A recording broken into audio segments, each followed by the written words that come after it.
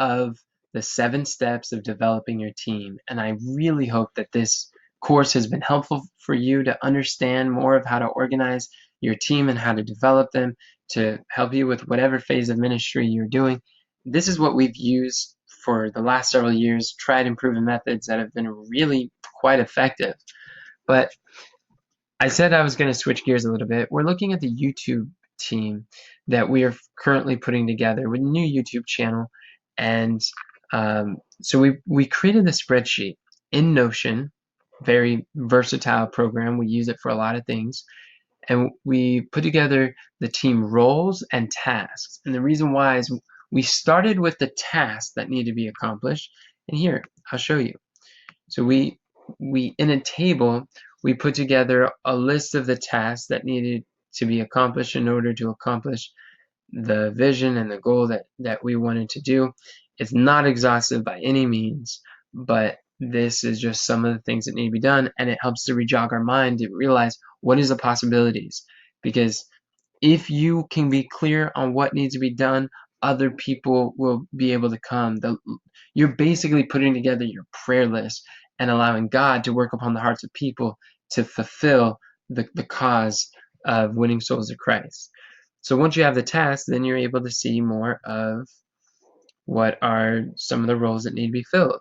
So what we did is in the YouTube team, we made this list, and we gave, so step number 5 is in this 7-part step is to give each group of tasks a name.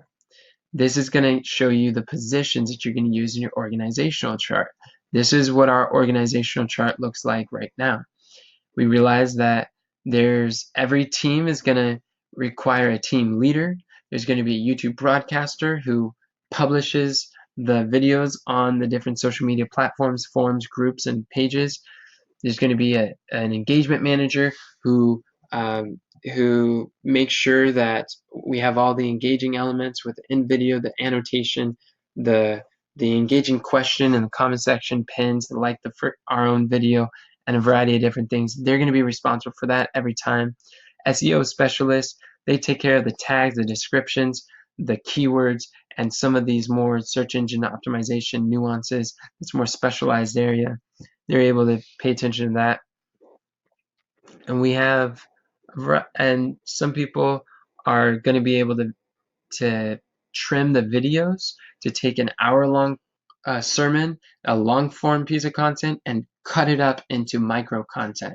So you take a sermon and you cut out like 5 to 10, 15-minute sections that could be standalone content as themselves, published as separate videos that people can watch, these little chunks, these crunchable bite-sized nuggets of life-changing, powerful Bible study concepts that can help improve their life. So we're creating micro content out of that. And so these are some of the roles that are required. And as a team leader, you want to think, you want to see what is the big, if time and money was not a limitation to you, and you can expand the vision much bigger, whatever you think, you can go 100 times bigger. Ephesians 3:29 says, God is willing and able to do exceedingly abundantly above all that we can ask or think. That means if you can ask it, God's willing to do more than that. And even more than that, if you can think it, God is willing and able to do even exceedingly abundantly more than whatever you can conjure in your finite minds. We serve an infinite God, so let's not limit the one who is limitless. And so we put together a list of some different things that people can fill, like a YouTube Bible worker, someone who goes to the YouTube comments and finds the people that are very spiritually open and thirsty and interested. And I remember as a young boy, when I was maybe like 16, 17, I was recording videos, uploading them to YouTube. People would get on there and they're like, wow, thank you so much. That's powerful. I've never heard that before. And I'd get on there and be like, hey, it's great to hear from you. I'm glad this was a blessing. Hey, would you be interested in doing Bible studies together on Skype? On video? See, now I use Zoom, but back in the day it was Skype. But Zoom is way better. So anyways, I would get on there and they'd be like, "What? You want to study with me?" It's like, "Yes, I would love to." And there's just an unlimited amount of people that are open, thirsty, ready, and honest and willing to study the Bible.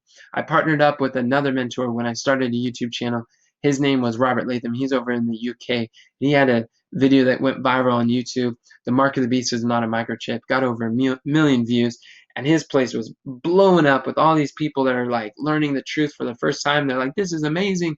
And he wants to do Bible studies with him, but he was going to school and I was working full time as a Bible worker, so with the church. And he's like, "Hey, if I send you the contacts, will you study with them?" I'm like, "Absolutely, I want to study with them." So he sent me the contacts, and it just filled up my schedule. I was able to study, get more experience, and it was a tremendous blessing. But it got to a point where he was creating content and he was attracting this audience that were thirsty, ready, and open and willing to receive Bible studies, but he didn't have the time to study with all of them.